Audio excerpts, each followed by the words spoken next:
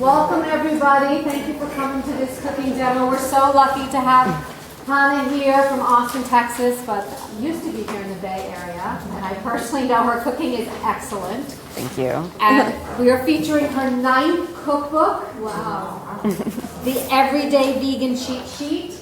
And Hannah's also the author of the Bittersweet blog and can probably tell you more about all of her accomplishments. But we're excited to get the cooking demo going. So welcome, Hannah.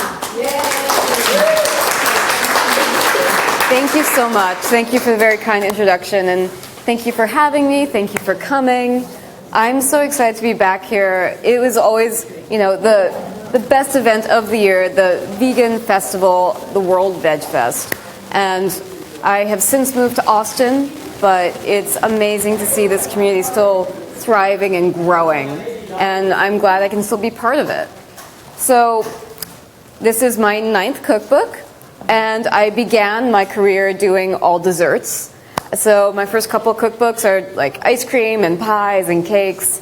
And then as I got older, I realized I need to eat actual food that isn't just pure sugar. And so now I'm moving into more healthy, whole meals, balanced things.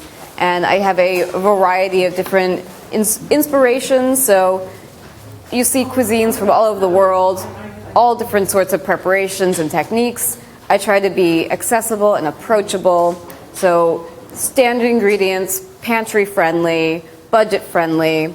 And I want to make sure everyone can eat things. So there's always suggestions for alternative diets, adaptations. And if there's ever any questions, I always try to make myself available. You can always email me directly. Happy to help. So today, we are going to be talking about my Snappy Snap Pea Risotto.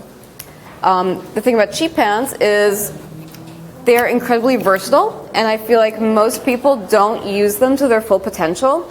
They just see them as like a cookie sheet, or maybe you could roast vegetables on it. But I want to really open up people's minds to using what they already have in different ways. And I know I get a lot of weird looks when I tell people you can make a soup in a sheet pan. You can, and it's not a disaster, I promise. So today, the risotto is sort of an extension on that. And I love doing it in the oven because risotto gets this reputation as being incredibly difficult, time-consuming. You need to baby it on the stove all the time, stirring it constantly. And that's absolutely not the case. It can basically cook itself in the oven. I have the full recipe in the book written for a half sheet pan. And that might sound like it's a smaller size. And it is technically a full sheet pan is twice the size, but a full sheet pan is made for commercial ovens. It wouldn't fit in a home kitchen. So what you have at home is probably a half sheet pan.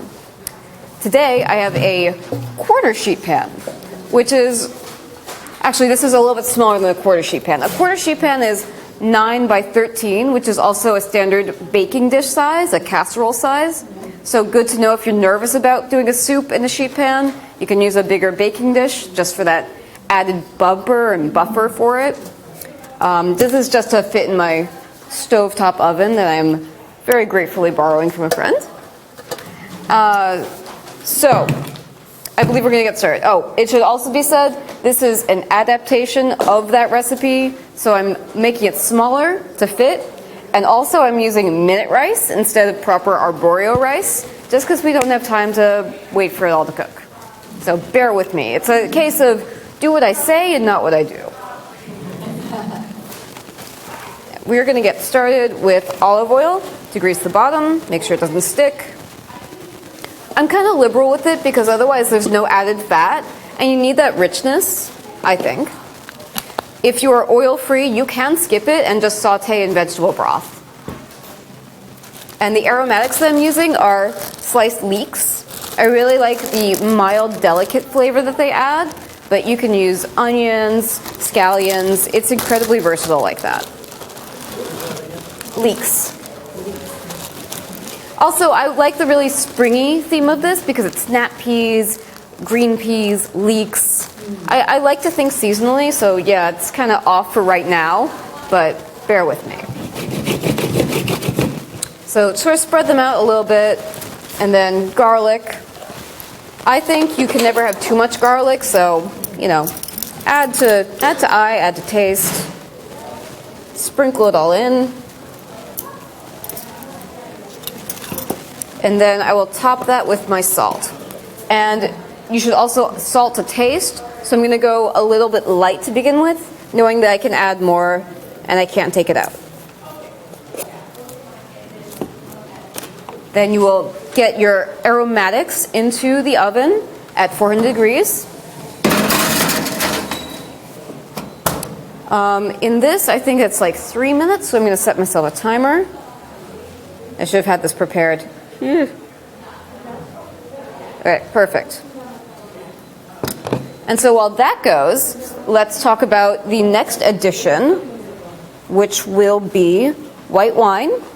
And I like that just to open up all the different flavors, because it's not so much that I want to taste like wine, but it really adds different volatile compounds and creates harmony and balance.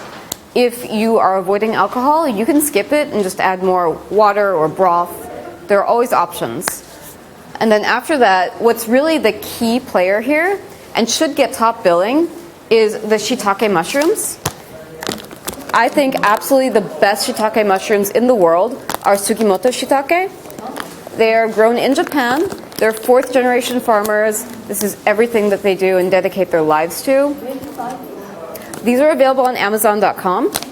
And I have a special gift for all of you. Get there in a minute. I love these, especially these are the Koshin variety. There are Donko and Koshin. They're technically the same mushroom, but it's a difference of when they're harvested. So the Koshin are grown longer, which gives them wider, flatter caps. And they're really great to crumble into small pieces, which is what I do for the risotto. So you get perfect little bite-sized bits. When you're in a rush, they also have a shiitake powder, which is exactly the same thing. There's nothing else added. It is just shiitake mushroom. No salt, no preservatives, and it rehydrates instantly and adds an incredible umami flavor. This is also great for people who don't like mushrooms, because believe it or not, even though it is pure mushroom, it doesn't taste mushroomy. It just tastes savory, meaty, and rich. And that's really the secret ingredient to the risotto. So it's great when you're doing quick cook things that you can't soak the mushrooms in advance, you can't wait for them to cook, just pop it in. And believe it or not, you can put this on anything, and I mean anything. I've had it on vanilla ice cream. I know, like, I heard this, it's like, that sounds terrible, mushrooms on ice cream.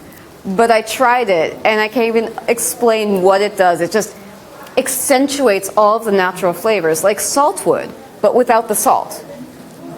So everyone's going to get a little sample pack to play around with. And I have tons of recipes for the shiitake powder, if you don't know what to do with it, on my blog. On the back of your recipe sheet, you've got a QR code with all the shiitake recipes I've done. And eventually, I'm going to want to take that out of the oven, I hope. Yes, perfect. Where did the... Here, oven mitt.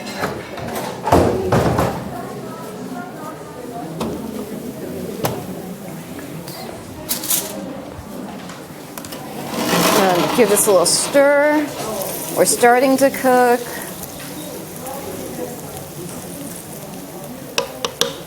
Give it a little bit more time. I want to see a little bit more goldenness on it. And I know the FAQ is supposed to be at the end, but if things occur to you as I'm speaking, don't be afraid to raise your hand, shout it out. I'm always happy to answer questions at any point. Yes? Those are dry shiitakes, right? Correct. The beautiful thing about this is that as they are packaged sealed, they are shelf stable for at least a year, if not more. And even after you open it, it has a zip top, container, and it stays fresh for a very long time. No refrigeration, no nothing. So do you hydrate it to crumble it to stage? I crumble it before rehydrating it. The best flavor, though, is if you can rehydrate it in cold water overnight. A lot of recipes call for hot water and 30 minutes, but the long, slow soak develops the full bouquet of umami flavors. which is why I love this risotto to make in advance. As it sits, you can let go overnight, you can keep it for up to a week, the flavors become even more intense. It makes it great for meal prep, or, it could even be a frozen dinner. You could let it cool, pack it away in the freezer, reheat it whenever you want. It'll keep in the freezer for, 6 months to forever, if it doesn't get freezer burnt. But that's the key. It's like, if your freezer is good, it'll keep. If it's not, I don't know why you'd want to keep it that long anyway.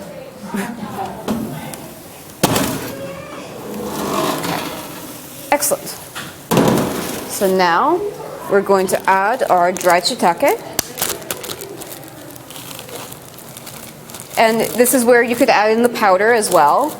If you're not a fan of the mushroom texture, it's a brilliant way to get all the mushroom nutrition as well. The incredible thing about Sugimoto shiitake that I didn't know until I started working with them is that the final process that they do, they start by sun drying it, but then UV drying it. So you get vitamin D from the UV rays. And it's almost as good or better than a supplement. And I always think it's better to get nutrition from food rather than vitamins whenever possible. I think everyone can agree with that. Amen to that. Eat your vitamins. Exactly. And then we're going to deglaze with just a splash of white wine. Any dry white wine, anything you would want to drink is what you want. I hate cooking wine because, to me, if you wouldn't want to drink it straight, why would you want to eat it? And it just tastes like salt, in my opinion.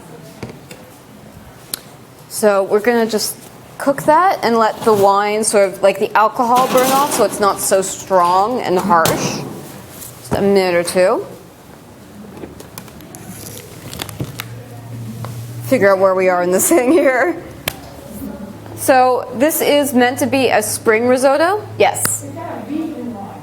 Yes. And so I guess I should say a few words about that, because it's not always abundantly clear what is a vegan wine, and a lot of people don't realize there is such a thing as vegan wine. Most of the time you're not going to see it on the label if it says vegan or any ingredients or anything like that. So when in doubt, consult Barnivore. They have an app and a website, and they have basically every wine brand in the US and worldwide, and they say, is it vegan, is it not, or are they not sure? So unfortunately, you do have to go to another source to find out if your wine is vegan, but it's not that hard if you just do the research. And a lot of times you'll find brands that are specifically vegan, and of course, I'm always drawn to that, but traveling, gotta get what I can find. What is the difference between vegan wine and not vegan wine?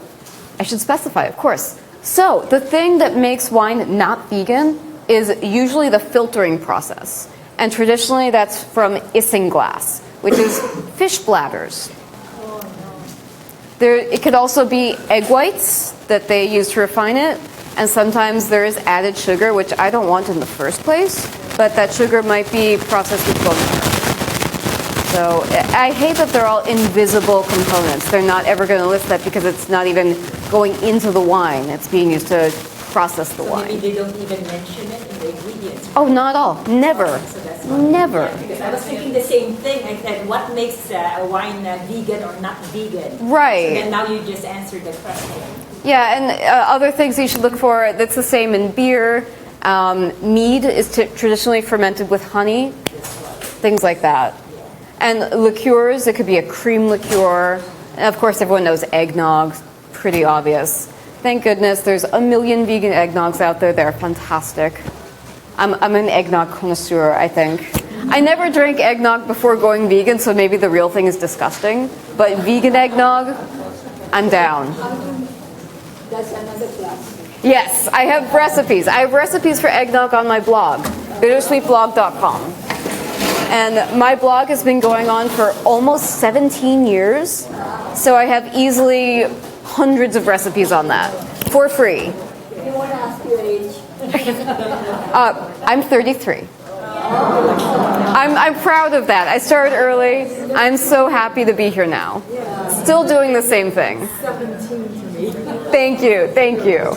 I'm so flattered when anyone cards me at the store, like buying the wine. She's like, "When's your birthday?" Thank you. No, my favorite, when I was back in Austin testing this, I was carded, I wasn't carded actually. My cashier said, "Are you old enough to purchase this?" It's like, legally? But I think you're asking the wrong question. Like, responsibility-wise, questionable. Good answer. Yeah. So now we're going to get into rice. This should be arborio rice, traditional Italian risotto rice. This is minute rice. I'm cheating. You could all arborio is the best one for risotto. Is it longer than, right? Yes, it cooks longer. But sushi rice is also a great substitute. And I use that a lot because it's also a short grain, it's sticky, it gets creamy. Long grain rice is not ideal for risotto, but we're making do. Question about the rice. So obviously you're doing the minute rice here. Is rice like these where if you pre-soak it, it'll cook faster? So could you do that with arborio? You could, but I feel like there's limited value in that. I like to have it dry so you can toast it for a minute first, and you're not going to get that same nutty flavor if it's already wet. Because the moisture always inhibits browning, and that's a good thing to know if you're cooking tofu. You want the surface really, really dry to brown it better. I feel like with rice, it's limited benefit to soaking it, especially an arborio rice, because you're going to release the starch too early, and you need the starch to make it thick and creamy.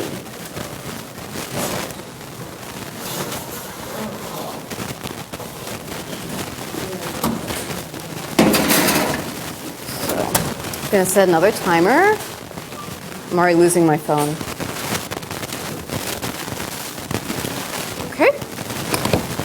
And so I developed this recipe thinking about spring with all the green goodness going on.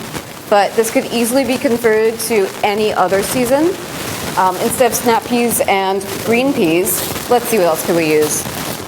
A delicata squash would be great, or zucchini, cherry tomatoes in the summer.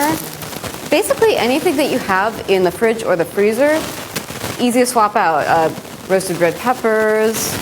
Other great spring things could be artichokes or asparagus. And it's very versatile to play around with, swap things. I don't think you can mess it up too much. I mean, we're talking vegetables and rice.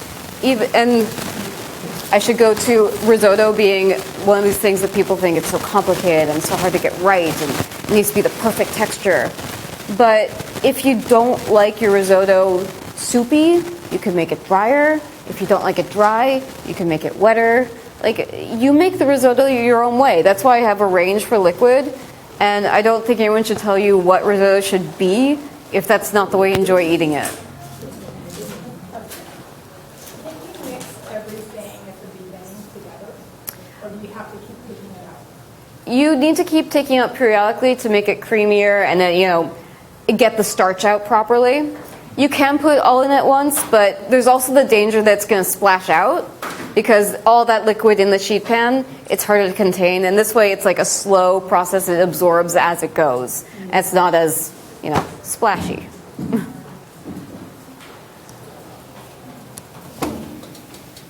We're getting there. Going a little slow. That's okay. I don't know. I changed this. How do I add more time? You can't really add more time, but now it's back to 30 minutes. Thank you. I will not need all of that. Awesome. So actually, I'm going to speed this up a little bit. So we're going to make our first edition of the stock. So when I was testing this originally, like the first time around, I was being super lazy. I didn't want to keep opening and closing the oven, or like just have it halfway open. But you want to take the sheet pan out, pour it in, and put it back in. You don't want it half in with like hot stock going on. It's asking for trouble.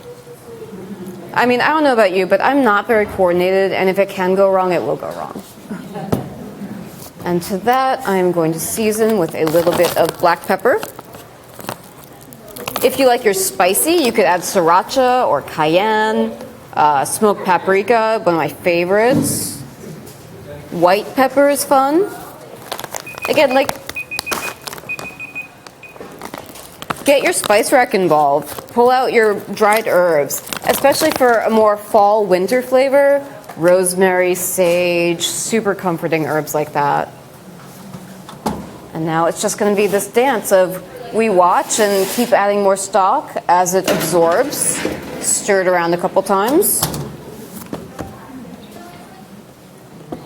And yeah, actually I'm going to add my lemon juice. I really like a little bit of acid for that brightness to cut through the richness, because it's all about balance. I don't want any one ingredient to do all the talking here.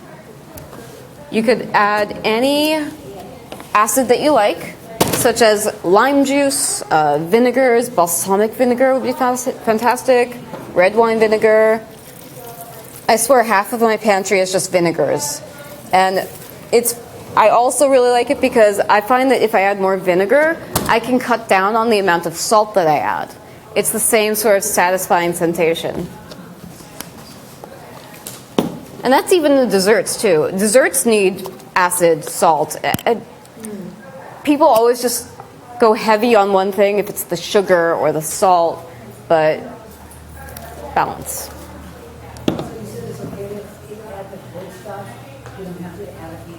Right, because it heats up. It might take a little bit longer, but it will cook. After that first addition, I'm going to add in some nutritional yeast, which I also call vegan catnip. I would imagine that most vegans are already well familiar, but in case you're not, nutritional yeast, it is yeast, but not the same thing you use to make bread. It is deactivated, so you're not going to like ferment in your stomach or whatever that is. It just tastes cheesy and buttery, and it's also incredibly nutritious. It's a great source of vitamin B, which I know is hard for even omnivores to get. So it's a great thing to have. Again, eat your vitamins. It just tastes amazing. In lesser amounts, you get the buttery notes. In greater amounts, you get the cheesy notes.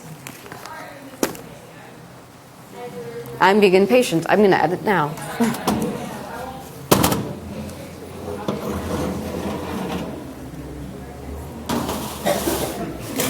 So we're starting to absorb. The key is to keep stirring it to make sure you're getting all of the grains submerged and cooking evenly.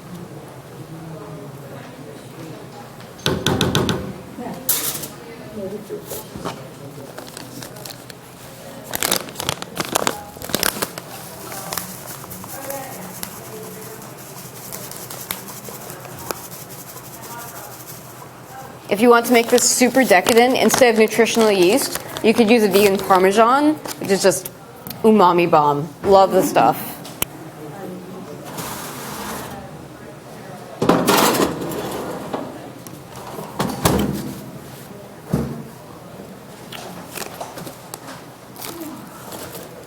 We're getting there. So it's so easy. I feel like I should have more to do.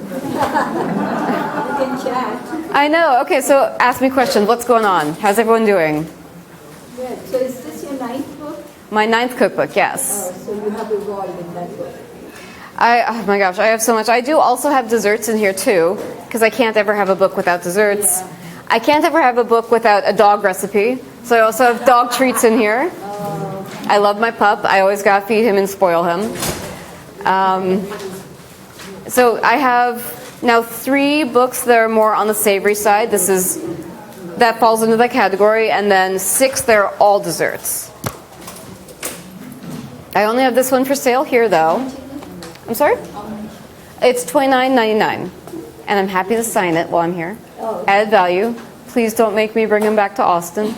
They won't fit in my luggage. And how do you sign up for your blog? Oh, you could just visit it, and on the sidebar, if you want to add your email, you'll get email alerts every time I put out a new post. And I post 3 times a week, religiously, so you'll hear from me a lot. I'm also on Instagram. I'm bittersweet with 2 underscores, because all the good bittersweets were taken. I got in the game too late.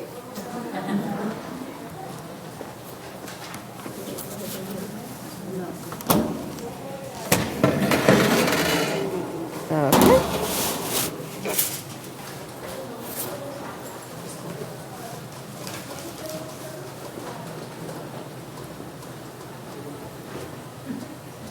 I feel like minute rice is a lie. It's not done. Been more than a minute. I usually cook this. Sushi rice take about as long as minute rice? Oh no, sushi rice would be longer. Typically, if it was just cooking on the stove, I would say 15 to 18 minutes.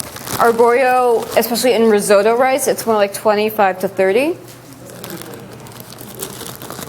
And I am now going to add my snap peas and leave them right on top so they get crisp before absorbing into it a little bit. Because I don't want to overcook them. They're very tender. And I love snap peas just raw, so I don't think they can be underdone. I'm the weirdo that can snack on veggies all day, every day. Which is ironic because when I was a kid, I was incredibly picky. I lived on ramen, hot dogs, and mac and cheese. Period. I didn't want anything green. I even like fruit. I used to like banana bread like when I was super young, and then I found out it was made with bananas. I stopped eating it right away. I know, I'm a very simple child. But I went vegan when I was in high school, 14, and I then had to really think about what I was eating, and I began to appreciate food in a whole different way and understand it, and also cook for myself, because my parents, while supportive, are omnivores to this day. There are no other vegans, vegetarians in my whole family. I had to figure out for myself, and they're like, we're not going to make 2 separate meals. You've got to cook. And that started me on this whole path here. And now I love food. I will try anything, eat anything if it's vegan. And it's made me incredibly adventurous. So if I'm eating at a restaurant, I see something really bizarre like, I don't know, peanut butter and jelly Brussels sprouts, I'll say, that sounds awful. I want that. Give me the most bizarre combination, I'm in. What are the must-eat vegan restaurants in Austin? Oh, okay. So right now, front runners, I love Sunny's Backyard. It's a super low-key kind of bar food truck situation, but Brussels sprouts, they do amazing Brussels sprouts. They call it a salad, but they're deep fried. And you get like a bucket of them for an amazing price. And it's just dog friendly. They've got a stage for music. Love that. Nori is a brand new one that's all vegan Japanese. Beautiful sushi, ramen, katsu, curry. So good. I love Japanese food. Of course. Always my basic. Citizen Eatery, like classic American brunchy food. Love that stuff. Golden Creek Cafe. That's kind of my first date spot. Really low-key, casual American. You've got, your tofu scrambles, sandwiches, a wide variety, so you can accommodate any taste for whatever your date is into. And I feel like I could say all of these, and it's dog-friendly. I love how dog-friendly Austin is. My guy feels so at home. I can take him anywhere. Also, he's like an 11-pound mini pin chihuahua, so just like carry him with me.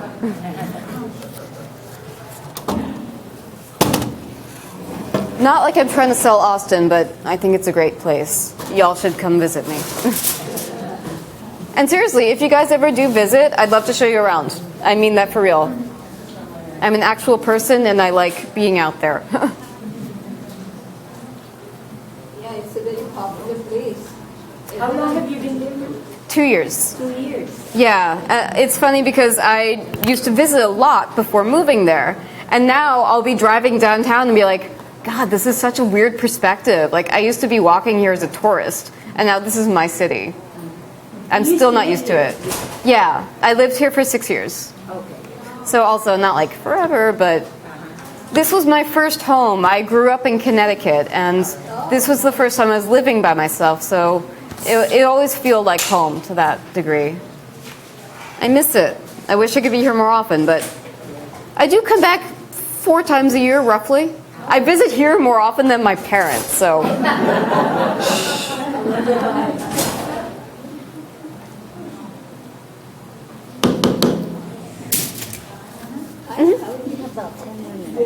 Okay, we're doing good. So this is cooking slowly, but you get the idea. It'll keep moving. And then I add in the green peas, which were originally frozen, but not anymore. And I usually just pop them in and heat it until they're thawed, because cold peas, warm risotto, not ideal. I mean, maybe that's your thing, you do you.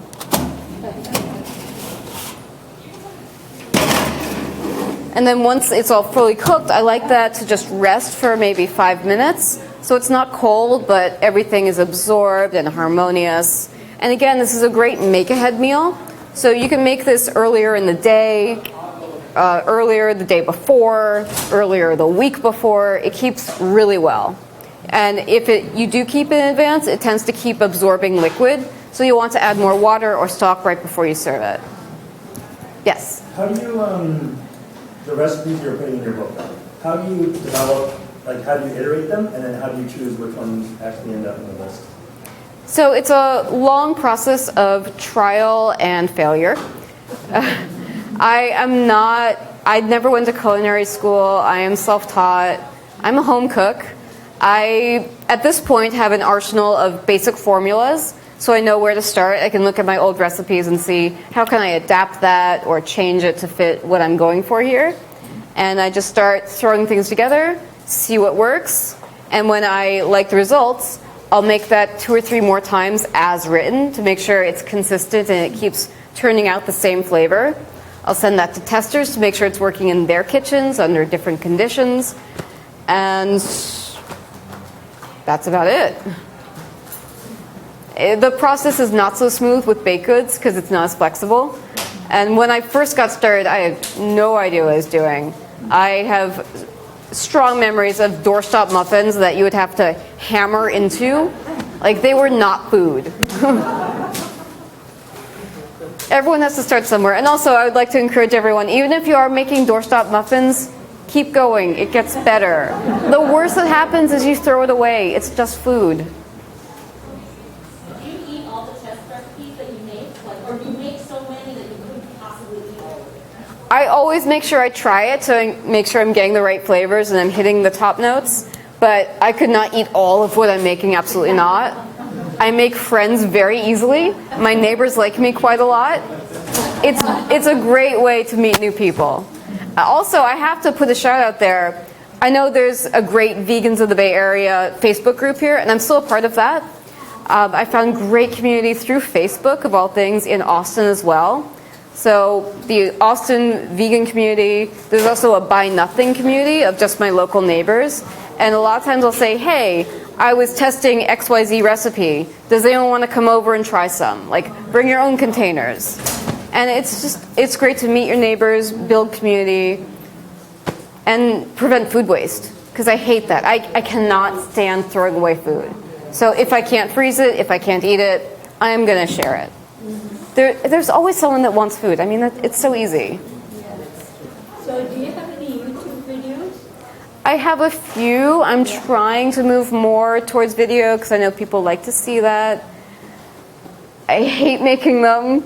Weren't you interviewed by Chef AJ? Yes. I'm actually working with Chef AJ to photograph her next cookbook. Oh. Yeah. Outside of my own recipes, my main job is I'm a food photographer and recipe developer and ghostwriter. So you might already be reading my work on other blogs and not know it. I can't tell you which, but I'm out there and it's super fun. I get to wear a lot of different hats every different day. I wish I was, no. I'm just a person that likes playing with You're in food. the mission, so Yeah. it's helping people. I feel incredibly fortunate that I can do what I love and get paid for it. Oh, definitely. Oh my gosh, no plans yet. I have ideas, and I keep saying this is my last one, and here we are at 9. So, if I do a 10th, I would like it to be about preventing food waste and using the really underutilized scraps that people are otherwise throwing away, such as the carrot tops or banana peels. They're still edible. So does anyone think there's a market for that? Can I bring that to my publisher and say, hey, what would my next cookbook be? Oh, okay. Does anyone want a book about using food scraps? Yes. Okay, I'd like to hear that. Keep me busy. I can't stand doing nothing. So even if I don't have a paid gig going on, I'll invent work for myself. And that's the blog. It's like I just have to keep creating and sharing. Because that's what I get fulfilled by. And that's why I can't just do an office job. Just enjoyable to you, difference in your environment. Exactly. This is my activism. Right. And like I am not the kind of person to be like, you need to go vegan because XYZ. I'm going to be, hey, I made this great vegan risotto. Would you like to share it? Look how amazing it can be without animal products. That's all. Every single vegan meal makes a difference. You don't have to be vegan to eat vegan. So I think we might be out of time. The samples are almost ready. Excellent.